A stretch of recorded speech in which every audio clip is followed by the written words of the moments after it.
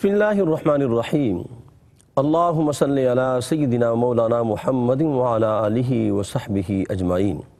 السلام علیکم ورحمۃ اللہ وبرکاتہ۔ انتہائی محترم و مکرم ناظرین سامعین، ARYQ TV پر شہرہ آفاق پروگرام ترتیل القرآن میں میں ہوں آپ کا میزبان قاری محمد یونس قادری۔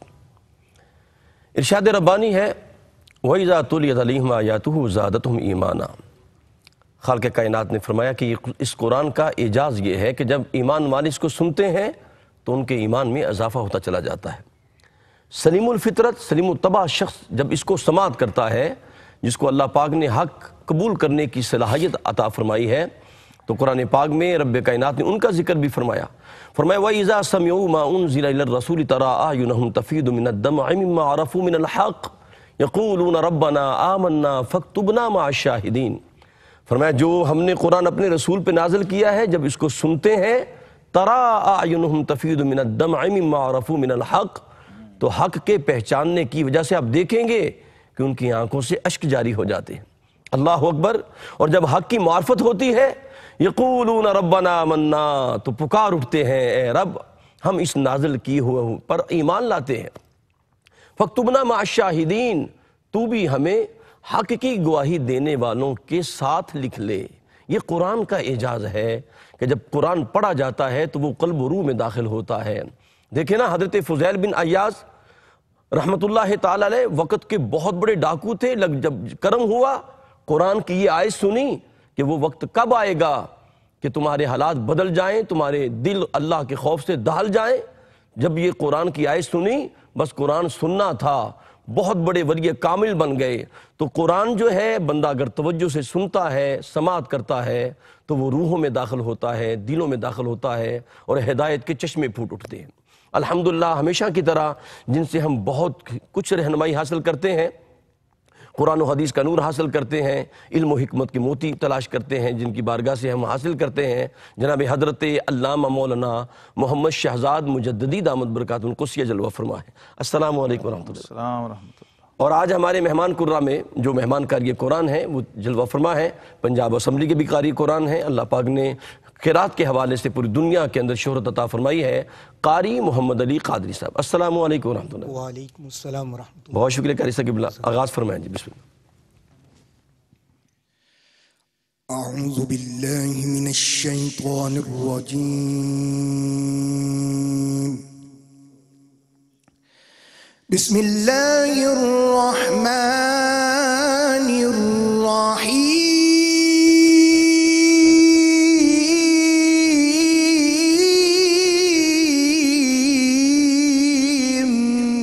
ماشاءاللہ ماشاءاللہ۔ ام يحسدون الناس على ما آتاهم الله من فضله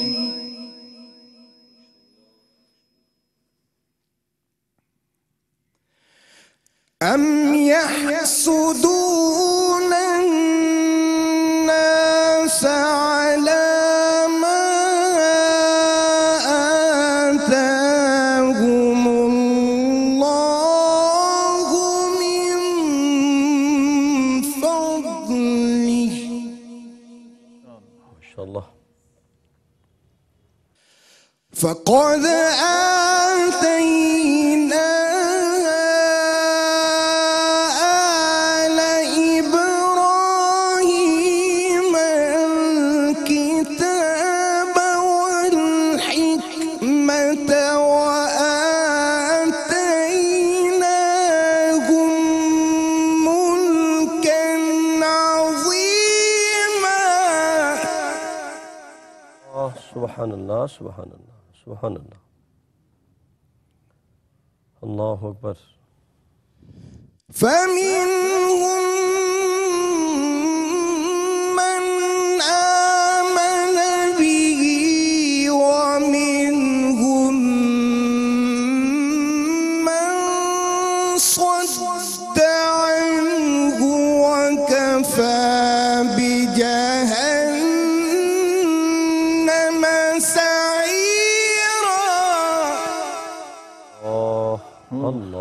اکبر ماشاء اللہ. فمنهم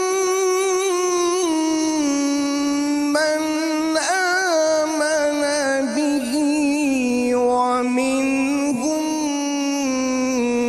من صد عنه اللہ وكفى بجهنم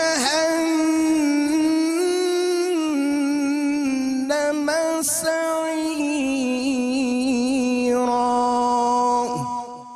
صدق الله العظيم. تبارک اللہ. ناظرین کرام، ابھی آپ نے قاری محمد علی قادری صاحب سے آیات بینات سماعت فرمائی ہیں. آئیے اس کے اندر کیا پیغام خداوندی ہے، قبلہ مجددی صاحب کی خدمت میں حاضر ہوتے ہیں. جی بسم اللہ الرحمن الرحیم. الحمدللہ رب العالمین والصلاة والسلام علی اشرف الانبیاء والمرسلین وعلی آلہ وصحبہ اجمعین. سورہ نساء ہے 5واں پارہ، جی بسم اللہ. اور آیت نمبر 53-54 سے قاری صاحب نے تلاوت کیا ہے. جی اللہ رب العالمین کا ایک قانون ہے کہ جس کو نعمت عطا کرتا ہے دنیا میں ٹھیک. اور شان، عزت اور عظمت عطا کرتا ہے، تو اس کی شان و عظمت کے تحفظ کے لیے خود اپنی رحمت کو وقف کر دیتا. سبحان اللہ سبحان اللہ. خود اپنی قدرت سے، اپنی رحمت سے، اپنی شان حافظیت سے اور شان بندہ نوازی نصیریت سے واہ واہ. اس کے تحفظ کے لیے جو اہتمام کرتا ہے نا، واہ واہ. اس اہتمام میں سے ایک چیز یہ ہے کہ جب اللہ رب العالمین کسی کو نعمت دیتا ہے تو نبی کریم علیہ السلام نے فرمایا کل ذی نعمت محسود. اللہ اکبر. ہر صاحب نعمت سے حسد کیا جاتا، اللہ اکبر.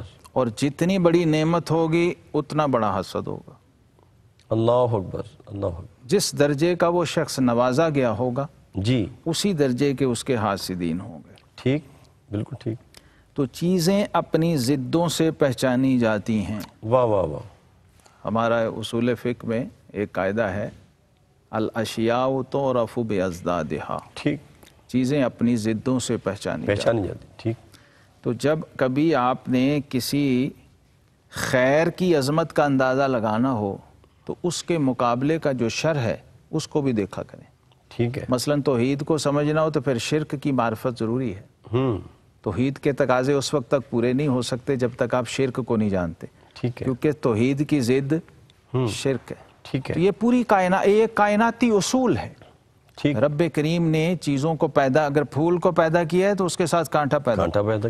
روشنی پیدا کی تو اس کے ساتھ اندھیرا پیدا کر دیا. دن پیدا کیا تو ساتھ رات پیدا کر دی. جی محترم. جی چیزیں جو ہیں وہ اپنی ضدوں کے ساتھ ساتھ چل رہی ہیں اور پہچانی جا رہی ہیں. اسی طرح آپ دیکھیں حسد جو ہے، ٹھیک ہے، یہاں اس کا ذکر کیا گیا ہے. فرمایا یا لوگوں سے حسد کرتے ہیں اس پر جو اللہ نے انہیں اپنے فضل سے دیا ہے. اللہ اکبر. اللہ اکبر. تو اس کا دوسرا مطلب یہ ہے کہ آپ بالواسطہ اور انڈائریکٹلی ذات باری تعالیٰ سے ٹکرا رہے ہیں. اللہ اکبر. اللہ اکبر. بڑی اہم بات. کیونکہ اللہ نے اس کو اپنے فضل سے نوازا ہے نا. ٹھیک. تو آپ بندے سے نہیں لڑ رہے. حقیقت میں جب آپ اس سے حسد کر رہے ہیں تو وہ ایک تو آپ ذات باری تعالیٰ پہ اعتراض اور آبجیکشن کر رہے ہیں کہ اس پر فضل کیوں کیا ہے. ٹھیک ہے. یہ چیز اس کو کیوں ملی. حسد یہی ہے نا. جی. حسد کی تعریف یہ کی گئی ہے کہ کسی کے اندر کوئی فیض، کوئی فضل، کوئی نعمت، کوئی فضیلت دیکھنا اور پھر اس کے زائل ہونے کی خواہش کرنا کہ یہ اس کے پاس نہ رہے، یہ نعمت یہ چھین جائے. صحیح ہے. دوسرا مطلب یہ ہے کہ آپ ذات باری تعالیٰ پہ اعتراض کر رہے ہیں اور اللہ کے فضل کے اس بندے کو ملنے پر آپ راضی اور خوش نہیں ہیں. تو اس کو قرآن نے یہاں پر بیان کیا اور ساتھ جو اہل فضل ہیں ان کا ذکر کیا. فقد آتینا آل ابراہیم الکتاب. اللہ. آل ابراہیم کا ذکر ہے یہاں. سبحان اللہ سبحان اللہ. حضرت سیدنا ابراہیم علیہ السلام کی اولاد. اور اقبال نے کہا تھا آگ ہے اولاد ابراہیم ہے نمرود ہے. آگ ہے اولاد ابراہیم ہے نمرود ہے، کیا کسی کو پھر کسی کا امتحان مقصود ہے؟ اللہ اکبر۔ تو یہ امتحان اور ٹیسٹ جو ہے یوں بھی ہوتا ہے کبھی کہ رب ذوالجلال کسی اپنے پیارے کو اپنی نعمت اور فضل سے نوازتا ہے اور پھر دیکھتا ہے کہ کون کون میرے اس دیے ہوئے فضل کو مانتا ہے اور اس عظمت کو تسلیم کرتا ہے اور اس پہ خوشی کا اظہار کرتا ہے، اور کون کون اس سے ٹکراتا ہے۔ ٹھیک ہے۔ اور دوسری جگہ آپ دیکھیے علامہ اقبال نے دوسری جگہ کہا موسیٰ و فرعون و شبیر و یزید این دو قوت از حیات آیت پدید۔ اللہ اکبر۔ کہتے ہیں یہاں انسانوں میں بھی دیکھو گے تمہیں تو انبیاء کے مقابلے میں بھی جو انبیاء خیر کا پیمانہ ہے تو ان کے مقابلے میں ایک شر کی قوت بھی کھڑی ہے۔ ٹھیک۔ موسیٰ علیہ السلام کے مقابلے میں اگر فرعون کھڑا ہے تو امام حسین کے مقابلے میں یزید کھڑا ہے۔ اللہ۔ اب یہ استعارے ہیں تاریخ کے جس پر آپ حق اور باطل کو، غلط اور صحیح کو، جائز اور ناجائز کو پرکھتے ہیں۔ تو یہاں آل ابراہیم کو رب کریم نے اپنے فضل کا پیمانہ فرمایا اس آیت کریمہ میں، اور حسد کس بات پہ ہو رہا ہے کہ ہم نے ان کو کتاب اور حکمت دے دی، اس پر بھی حسد ہے۔ اللہ اکبر۔ وَآتَيْنَاهُمْ مُلْكًا عَظِيمًا، اور انہیں بڑا عظیم ملک دیا۔ آل ابراہیم کو آپ سیدنا ابراہیم علیہ السلام کی اولاد میں دیکھیں، حضرت داؤد علیہ السلام بھی ہیں، حضرت سلیمان علیہ السلام بھی ہیں، جن کو جلیل القدر بادشاہتیں بھی دی ہیں، حکومتیں بھی دی ہیں، تصرفات بھی دی ہیں۔ سیدنا یوسف علیہ السلام بھی ہیں جن کو ظاہری حسن و جمال بھی دیا ہے، فضل و کمال بھی دیا ہے، جود و نوال بھی دیا۔ سبحان اللہ۔ تو ظاہر ہے اس سے پھر حسد پیدا کیا کہنے، حضور یہیں سے جوڑیں گے۔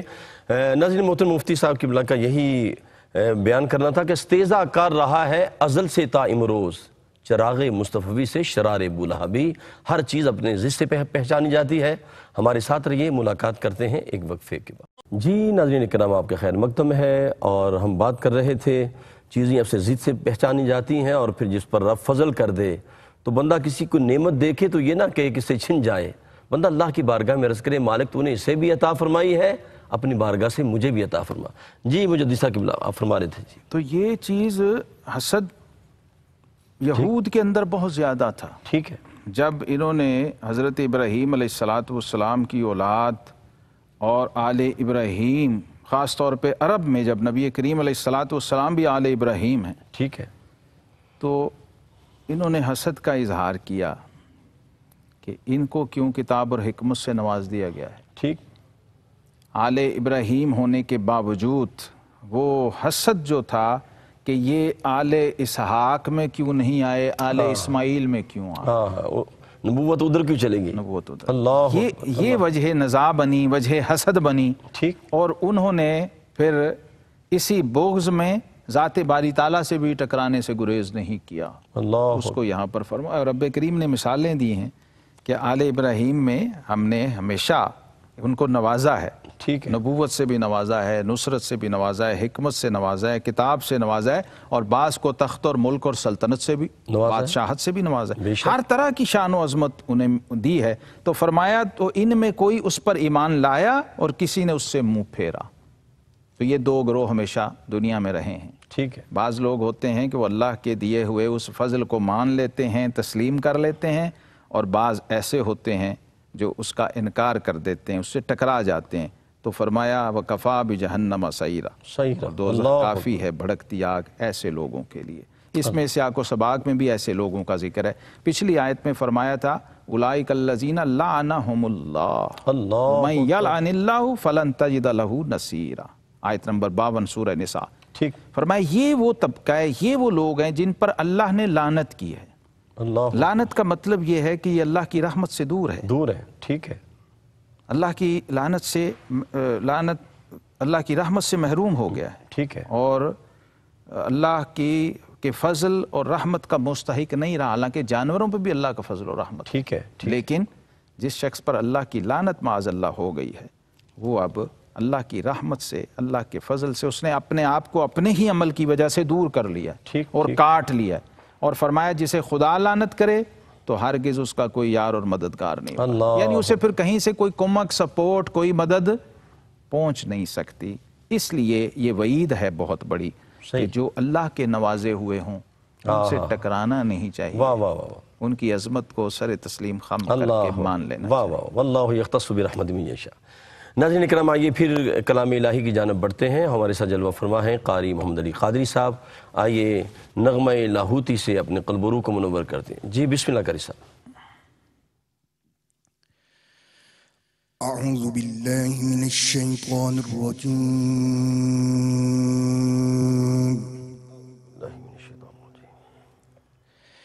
بسم الله الرحمن الرحيم.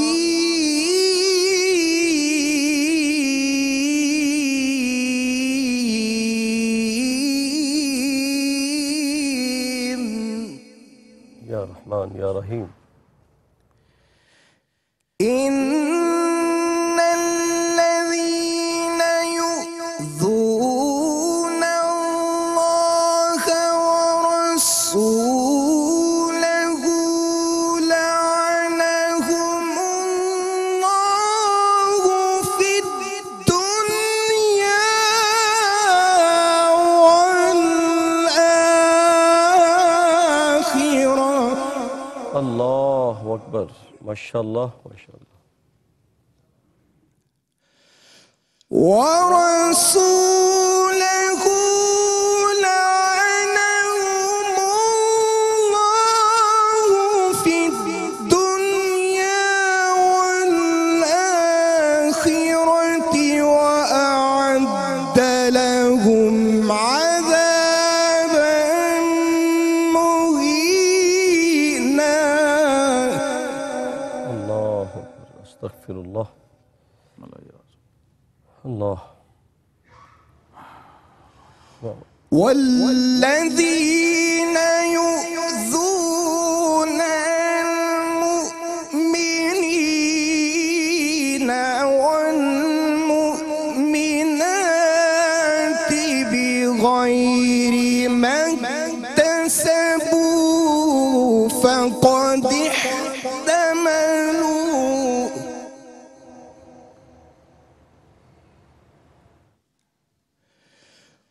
والمؤمنات بغير ما اكتسبوا فقد احتملوا بهتانا وإثما مبينا. اللہ اکبر. اللہ اکبر. اسم مبینہ. اللہ اکبر. والمؤمنات بغير ما اكتسبوا فقد احتملوا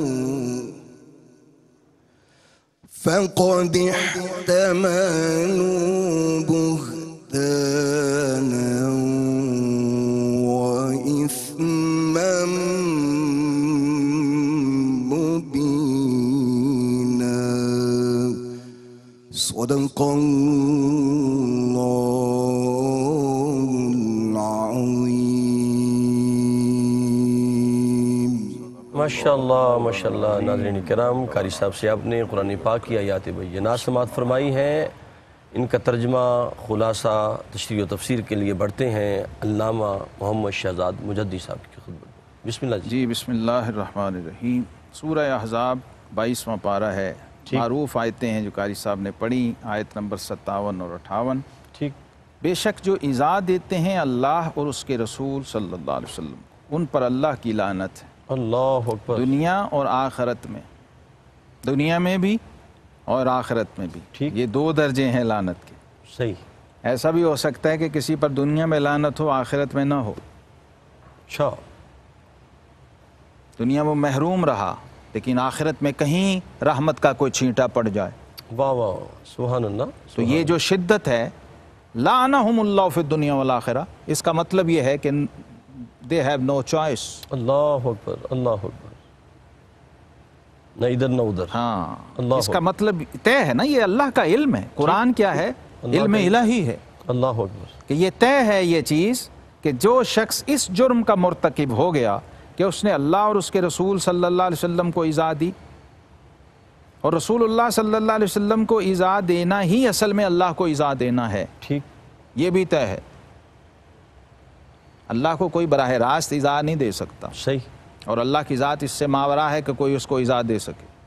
ٹھیک ہے. نبی کریم علیہ السلام کے جتنے ارشادات اس حوالے سے ہیں ان سب میں یہ ہے من آزانی فقد آز اللہ، اللہ اکبر، صحیح حدیث میں مسند احمد اور دیگر کتب، جس نے مجھے ایذا دی اس نے اللہ کو ایذا دی، جس نے مجھے ستایا، مجھے تکلیف پہنچائی، اس نے اللہ کو دی۔ یہ قرآن بتا رہا ہے کہ کیا ہوتا ہے اس شخص کے ساتھ، الیاذ باللہ عز وجل، کہ وہ دنیا اور آخرت میں اللہ کی لعنت کا مستحق ٹھہرتا ہے۔ وَأَعَدَّ لَهُمْ عَذَابًا مُهِينًا، ٹھیک، اور اللہ نے اس کے لیے ذلت کا عذاب تیار کر رکھا ہے۔ یہ دو وعیدیں ایسی ہیں جس پر اجماع ہے امت کے تمام ائمہ مفسرین، علماء اور فقہاء کا اور ائمہ متکلمین کا، کہ یہ دونوں نشانیاں کافر کی ہیں، ٹھیک ہے، اور کافر بھی اس درجے کا کہ جسے توبہ کی توفیق بھی نہیں ہوتی۔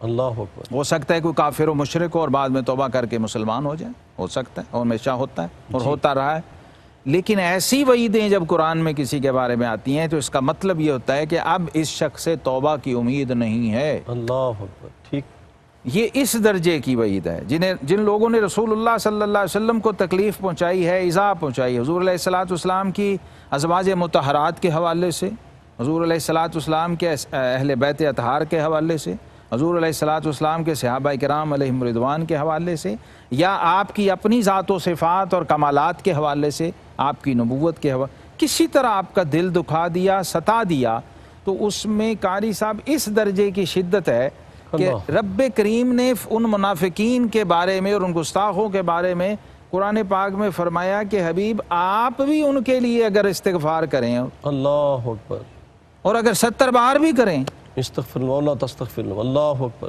بالکل، ہم انہیں نہیں بخشیں گے۔ یعنی آپ کا استغفار کرنا یا نہ کرنا برابر ہے، برابر، اللہ اکبر، تو وہ اس لیے یہ جملہ بھی اس لیے کہا ہے کہ آپ تو رحمت للعالمین ہیں، آپ سے یہی توقع کی جا سکتی ہے سبحان کہ اللہ، آپ ان کے لیے بھی استغفار کریں، لے آپ کرتے رہیں، واہ واہ، لیکن ہے وہ اللہ کی بارگاہ میں وہ برابر ہے، کیونکہ یہ لوگ اس قابل ہیں نہیں، کیا کہنے، یہ اس دائرہ کرم اور اس دائرہ رحمت سے ہی خارج ہیں، واہ واہ واہ، جب آپ کو ہی ایذا پہنچا دی۔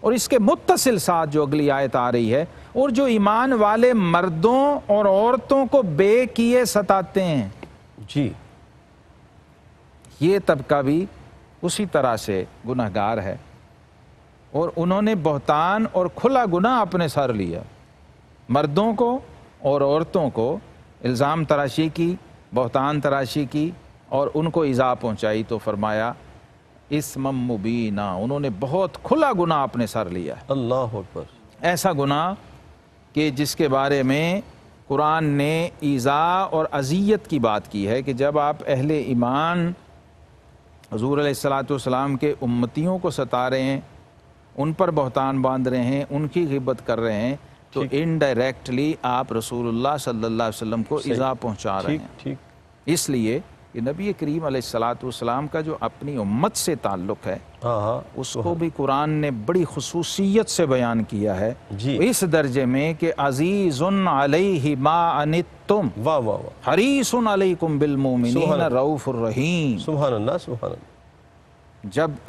جب ان کے کسی امتی پر کوئی چیز گراں گزرتی ہے تو ان پر بھی گراں گزرتی ہے، اللہ، ان کو بھی تکلیف ہوتی ہے، واہ واہ واہ، کیوں؟ کیونکہ وہ حریص علیکم ہیں، کیا کہنے، حرص کی حد تک اپنی امت کو چاہنے والے ہیں، واہ واہ، اور مومنوں کے ساتھ تو بہت ہی رؤوف اور رحیم۔ کیا آپ کہنے، سوچئے سب یہیں سے جوڑیں گے انشاءاللہ۔ ناظرین کرام، یہ بڑی اہم بات ہے کہ حضور علیہ الصلوۃ والسلام کی محبت امت کے ساتھ کتنی ہے کہ اگر کانٹا امتی کو چبھتا ہے تو درد مصطفیٰ کو ہو رہا ہے۔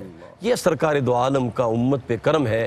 ہمارے ساتھ رہیے، ملاقات کرتے ہیں ایک وقفے کے بعد۔ جی ناظرین محترم، آپ کا خیر مقدم ہے، اور بات کر رہے تھے مفتی صاحب کے سرکار دو عالم صلی اللہ علیہ وسلم امت سے محبت کیسے کرتے ہیں، حریص علیکم بالمؤمنین رؤوف الرحیم۔ جی مدد دیکھیے، یہاں سے ہمیں اندازہ لگانا چاہیے اس باریکی کا، اس لطافت کا، اس نزاکت کا، واہ واہ واہ، کہ جو اس تعلق کے مابین ہے۔ کیا کہنے، کیونکہ رسول اللہ صلی اللہ تعالیٰ علیہ وسلم نے اپنی امت کے مختلف طبقات کے مدارج کو الگ الگ مختلف انداز سے بیان کیا۔ ٹھیک، خیر القرون کے حوالے سے خیر القرون کرنی، بے شک، پھر اسی طرح فرمایا کہ میرے اہل بیت اطہار، اللہ اللہ فی اہل بیتی وذکرکم اللہ فی اہل بیتی، سبحان اللہ، سبحان میں اللہ، تمہیں اپنے اہل بیت کے بارے میں اللہ سے ڈراتا ہوں۔ کیا کہنے، کیا اللہ اللہ فی اصحابی، میرے صحابہ کے بارے میں اللہ سے ڈرتے رہنا۔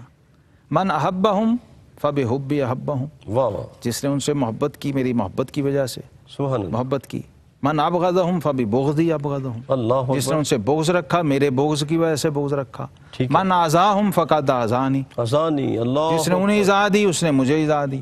ومن آذاہم من آذانی فقد آذ اللہ، عز اللہ، جس نے مجھے ایذا دی اس نے اللہ کو ایذا دی. ومن آذ اللہ فیوشک ان یاخذہ، جس نے اللہ کو ایذا دی تو قریب ہے کہ اللہ اس کو پکڑ لے. اللہ اکبر. یہ اللہ کی گرفت اچھا علامہ صاحب یہ دونوں کے بارے میں ہے، آل رسول اور صحابہ آل رسول اور صحابہ کرام دونوں کے بارے. دونوں کے بارے میں. اللہ اکبر، اللہ اکبر. اچھا اسی طرح پھر تابعین میں، تبع تابعین میں، پھر آنے والی امت میں، آخری امت کے آخری درجے تک واہ واہ، امت سے تعلق کا، محبت کا، حتیٰ کہ ذمی کا، اللہ مسلم اسٹیٹ میں غیر مسلم رہنے والا، کیا کہنے، کیا کہنے. اس کے حق کا بھی آقا علیہ السلام نے تحفظ کیا. واہ واہ. فرمایا کہیں اس کی مسلم اسٹیٹ میں حق تلفی ہو گئی واہ تو واہ. قیامت کے دن میں اس کے حق کے لیے کھڑا ہوں گا اس کے ساتھ. کیا کہنے، کیا ہماگیر دی. یہ دیکھیے واہ دین واہ کا، واہ. یہ رحمت للعالمین نہیں ہے نا. کیا کہنے، کیا کہنے. تو یار جو چڑیا کے بچوں کے حقوق کا تحفظ کر رہی ہو جو ہستی، واہ واہ واہ. انسان تو پھر انسان ہے. اور یہ فاروق اعظم نے ہمیں تو نہیں کہہ دیا تھا نا فرات کے کنارے بکری کا بچہ بھی مارے. یہ تو اس تربیت مصطفیٰ، اس نسبت مصطفیٰ صلی اللہ علیہ وسلم کا فیضان. تو آپ سوچئے کہ ازواج مطہرات علیہ رضوان اللہ تعالی عنہن اور اہل بیت اطہار اور اہل قرابت اور صحابہ کرام علیہم، ان کے ساتھ جیسے جیسے جتنا قریبی تعلق تھا اسی حوالے سے آقا کریم علیہ السلام نے اپنی حساسیت کا اظہار فرمایا. سبحان اللہ. آپ کی پھپھی جان سیدہ صفیہ بنت عبد المطلب رضی اللہ تعالیٰ، انہوں نے ایک موقع پر تکلیف میں تھیں، ان کا حضور یہ عورتیں اس طرح ہمارے بارے میں باتیں، تو آقا علیہ السلام نے اس کو پسند نہیں کیا کہ آپ کو اندازہ ہونا چاہیے وہ اسٹیٹس کا. ٹھیک ہے آپ بھی مومن ہیں، وہ بھی مومنہ ہیں، صحابی ہیں، لیکن جو نسبت مصطفیٰ اور قرابت مصطفیٰ کا ایک اضافی کریڈٹ ہے کیا کہنے. وہ ان کو حاصل ہے. سبحان. حضرت عباس ابن عبد المطلب حضور علیہ السلام کے چچا ہیں، جن کے بارے میں فرمایا عباس منی وانا منہ، بے شک. عباس مجھ سے اور میں عباس سے ہوں، اور حکم دیا کہ ان کا اکرام کیا کرو. صحیح. تو یہ ایک موقع پر جب انہوں نے تکلیف کا اظہار کیا نا لوگوں کے رویے کی وجہ سے، جی. تو آقا کریم علیہ السلام نے ممبر لگوا کے اس پر خصوصی خطبہ ارشاد فرمایا تھا، واہ واہ واہ. اور فرمایا تھا لوگو جب تم میرے اہل خاندان کے نسب کی بات کرتے ہو تو اس کو واہ واہ. دوسروں کے نسب پہ قیاس نہ کیا کرو، کیا اس لیے کہ کل سبب و نسب منقطع الا سببی و نسبی بے شک، فإنها موصولۃ. کیا کہنے. فرمایا ہر سبب و نسب قیامت میں کٹ جائے گا سوائے میرے سبب و نسب کے. کیا کہنے. یعنی میرا نسب بھی قائم رہے گا، میری نسبت بھی قائم واہ رہے واہ گی. علامہ صاحب. جن کے ساتھ میرے خونی رشتے ہیں وہ بھی قائم رہیں گے، جن کے ساتھ میرے ساحری اور نسبتی رشتے ہیں، جی، رشتہ داری کی ہوئی ہے، بیٹی دی ہوئی ہے اس قبیلے میں یا لی ہوئی ہے، کیا کہنے. وہ بھی رشتہ قیامت تک قائم سبحان رہے گا. فإنها موصولۃ، فرمایا یہ جڑا ہوا ہے، اب ٹوٹ نہیں سکتا، کٹ نہیں، باقی کٹ جائیں گے. اس لیے اس کا پاس و لحاظ ہر مسلمان پر، امتی پر، صاحب ایمان پر ہر صورت لازم ہے اور ضروری ہے، اس کے بغیر چارہ نہیں. واہ واہ. ناظرین کرام علامہ صاحب نے جو خاص بات بیان فرمائی، یہ اہل بیت طہار کا رتبہ بڑا بلند ہے، اس گھرانے کا ادب بہت زیادہ ہے. سرکار نے جن کو خود تکریم سے نوازا ہو، عزتوں سے نوازا ہو. حضرت عباس حضور کی بارگاہ میں آتے تھے، سرکار دو عالم خود جگہ عطا فرماتے تھے. سیدہ پاک آتی تو کریم آقا علیہ السلام چادر بچھا دیا کرتے تھے. آئیے تلاوت کلام الرحمن کی جانب بڑھتے ہیں. جی قاری صاحب بسم اللہ. أعوذ بالله من الشيطان الرجيم.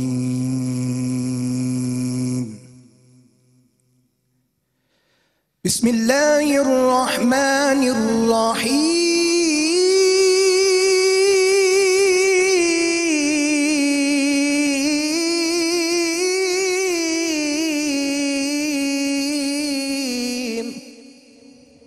اللہ اکبر. فهل عسيتم إن توليتم أن تفسدوا في الأرض وتقطعوا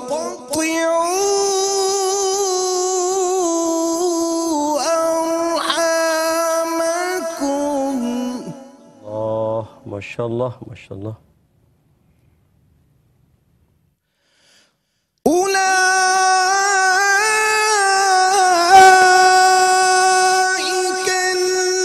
الذين لعنهم الله فأصمهم وأعمى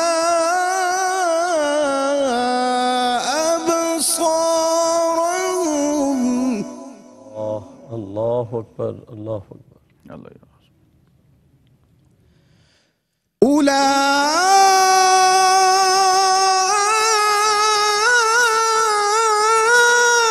أولئك الذين لعنهم الله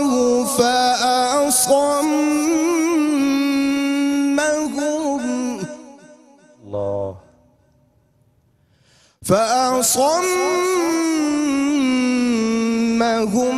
وأعمى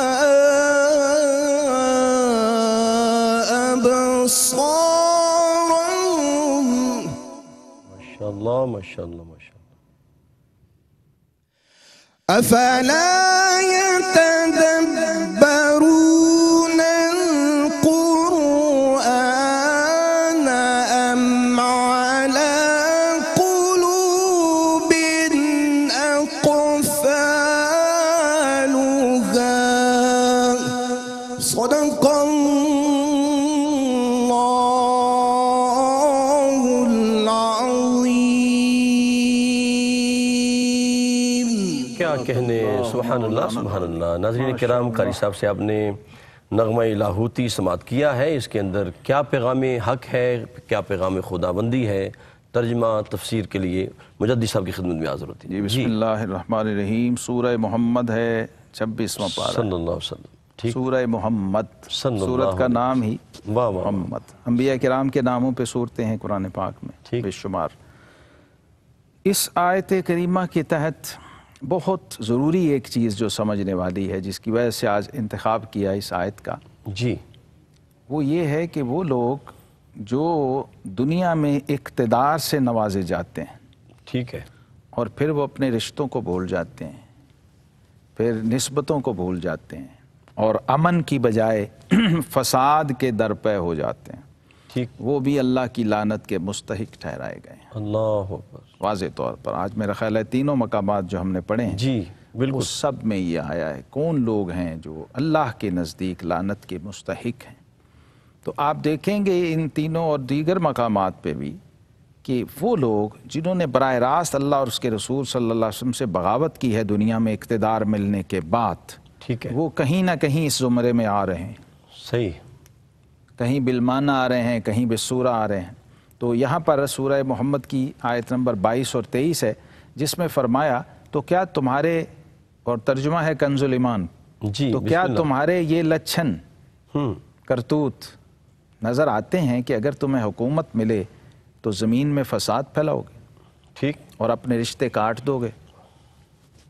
تو فرمایا یہ ہیں وہ لوگ جن پر اللہ نے لعنت کی اور انہیں حق سے بہرا کر دیا. فَأَصَمَّهُمْ، یعنی حق سامنے ہے نظر نہیں آ رہا، صحیح. اور ان کی آنکھیں پھوڑ دیں، اللہ اکبر. اندھے ہو گئے. آنکھوں والے اندھے، آنکھیں ہو کے بھی اندھے ہو گئے. ختم اللہ علیہ قلوب. ختم اللہ علی قلوبہم. تو اللہ کیا وہ قرآن کو سوچتے نہیں ہیں؟ افلا یتدبرون القرآن. ٹھیک ٹھیک. دیکھیے ایک ہے قرآن کا سننا، قرآن کا پڑھنا، اور ایک ہے قرآن پہ تدبر کرنا. یہ ہے نزول قرآن کا بنیادی مقصد، جی تاکہ آپ سمجھ سکیں، سوچ سکیں اور اس قابل ہو سکیں. جی علامہ صاحب. جو جس کے پاس قرآن سننے کا ٹائم نہیں ہے قاری صاحب، ٹھیک ہے. وہ قرآن کو سمجھے گا کیسے؟ اللہ اکبر اللہ اکبر. کیونکہ سمجھنے کے لیے الگ وقت چاہیے اور توفیق چاہیے. ٹھیک ہے. اور پھر جس شخص کے پاس سمجھنے کا ٹائم نہیں ہے وہ اس پہ عمل کب کرے گا اللہ اور کیسے کرے گا؟ تو فرمایا یا بعض دلوں پر ان کے قفل لگے ہوئے ہیں. حضرت سیدنا امام احمد بن حنبل رحمۃ اللہ تعالی علیہ جی امام مجتہد ہیں. آپ کے صاحبزادے آئے حضرت صالح بن احمد بن حنبل جی رحمہ اللہ، وہ بھی امام ہیں. اللہ اکبر. انہوں نے عرض کیا کہ حضور کچھ لوگ ہمیں تانا دیتے ہیں کہ آپ یزید سے محبت کرتے ہیں. صحیح. تو سیدنا امام احمد بن حنبل رحمہ اللہ نے فرمایا کہ کیا کوئی مومن بھی یزید سے محبت رکھ سکتا ہے؟ اللہ اکبر اللہ بیٹا اکبر. یہ تم نے کیا بات کی ہے؟ ٹھیک ہے. اور وہ تو ملعون ہے، اللہ اکبر. اور ہم اس پہ لعنت کیوں نہ کریں جس پر اللہ نے اپنی کتاب میں لعنت کی ہے؟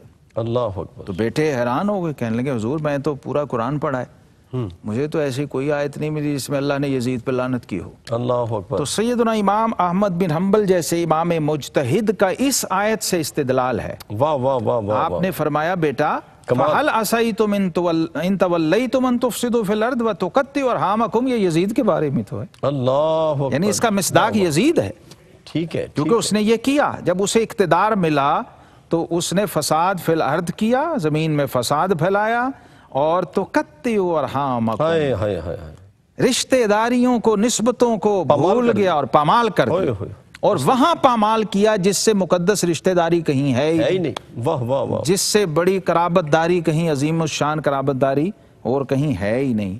تو آپ نے فرمایا بیٹا یزید پر تو اللہ نے قرآن میں لعنت کی ہے۔ اللہ اکبر، حضرت امام ابن جوزی رحمۃ اللہ تعالی علیہ نے بغداد شریف میں اس پر ٹھیک، پورا خطبہ دیا ممبر پہ، اور خلیفہ وقت بھی موجود تھے، صحیح، تمام اکابر ائمہ محدثین موجود تھے، اور آپ نے اس وقت لوگوں سے پوچھا کہ اے لوگو، میں یزید کے بارے میں تم سے پوچھتا ہوں، جی جی، صرف 3 باتیں میں کرتا ہوں۔ ٹھیک ہے، پہلی یہ ہے کہ 61، 62 اور 63 ہجری اس کا دور اقتدار ہے۔ جی 61 ہجری میں جب وہ برسر اقتدار آیا تو اس نے اہل بیت اطہار، آل رسول اور امام حسین نواسہ رسول، جگر گوشہ بطول امام حسین علیہ السلام، ان کو شہید کیا، اللہ اکبر، ان کی آل کو اور ان کے ساتھیوں کو، اور دوسرے سال سن 62 ہجری میں اس نے مدینہ طیبہ پہ چڑھائی کی، اور واقع ہرہ پیش آیا، ٹھیک ہے، جس کے اندر 700 کے قریب حفاظ اور قاریان کرام شہید ہوئے، 300 صحابہ کرام شہید ہوئے، 300 کے قریب عصمت مآب اور عفت مآب بیبیوں کی عصمت دری کی گئی۔ یہ حال و کیفیت تھی، اور 3 دن نماز نہیں ہو سکی ٹھیک ہے، مسجد نبوی میں، اور ظلم یعنی 3 دن اس شخص نے، اس پر ہر عالم اور امام کا قلم آ کے رک گیا ہے، جن لوگوں نے یہ بھی کہا کہ چلو یزید پہ براہ راست متعین کر کے لعنت نہ کی جائے، یہاں پر آ کے ہر ایک کا قلم رکا ہے جی، کہ اگر اس نے 3 دن مدینۃ الرسول کو مباح قرار دیا ہے استغفر اللہ، تو اس کے کافر ہونے میں کوئی شک نہیں، اللہ اکبر، اللہ، اس لیے کہ یہ شریعت کا مسلمہ قاعدہ ہے کہ جو کسی حلال کو حرام سمجھ کے کرے جی وہ جی، دائرہ ایمان سے خارج ہے۔ خارج ہے، جی، شراب پیے یا نہ پیے، اگر شراب کو حلال سمجھے تو وہ دائرہ ایمان سے خارج ہے، وہ مسلمان نہیں ہے۔ واہ واہ، تو یزید نے تو ایسے کبائر کی ایک لمبی طویل لسٹ ہے جس کا ارتکاب بھی کیا ہے، اور اس کی اباحت پر واہ واہ، اس نے جواز کی صورتیں بھی نکالی ہیں، اور اس کے اوپر عمل نہ کرنے والوں کو سزائیں دی ہیں، جی، معطل کیا ہے لوگوں کو۔